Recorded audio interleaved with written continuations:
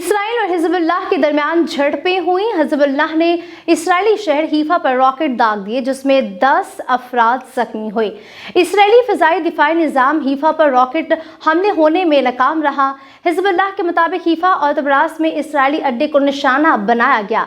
Israel ने भी लुबनान के दारकूमत बेरूत के करीब बड़ा हमला कर दिया, जिसमें दर्जनों अफराद जख्मी और शहीद हो गए। गैर मुल्की मीडिया के मुताबिक अस्पताल के ऑक्सीजन टैंक में फैक्ट्री में बड़ा धमाका किया गया। उधर गजा की मस्जिद पर इसराइल ने हमला किया, जिसके बायस 18 फलस्तीनी शहीद हो गए। इसराइल ने स्कूलों में कायम आरजी पनाहगाह को निशाना बनाया। गजा के बाद लुबनान में भी इसराइली जाहरियत थमने का नाम नहीं ले रही। आलमी इत्मीनान के बावजूद इसराइल के लुबनान पर हमले जारी हैं। 11 रोज में 100 बच्चे भी कत्ल कर दिए गए। यूनिसेफ के मुताबिक 6 हफ्तों में इसराइली कार्रवाइयों में 690 बच्चे जख्मी हो गए हैं।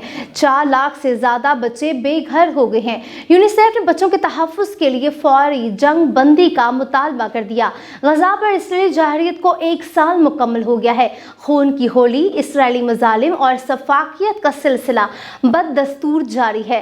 42,000 फ़लस्तीनियों की शहादत के बावजूद आर्मी बरादरी और अमन के नाम नेहाद अलमबरदारों ने चुप साध रखी है। इसराइल के वहशियाना हमलों में 1 लाख अफराद जख्मी हुए। गुज़िश्ता साल 7 अक्टूबर को हमास ने इसराइल में कार्रवाई की, जिसमें 350 से ज़ायद इसराइली फौजियों समेत 1200 अफराद हलाक हुए थे। जिसके बाद इसराइल ने गजा पर फ़ज़ाई हमलों का ना ख़त्म होने वाला सिलसिला शुरू कर दिया।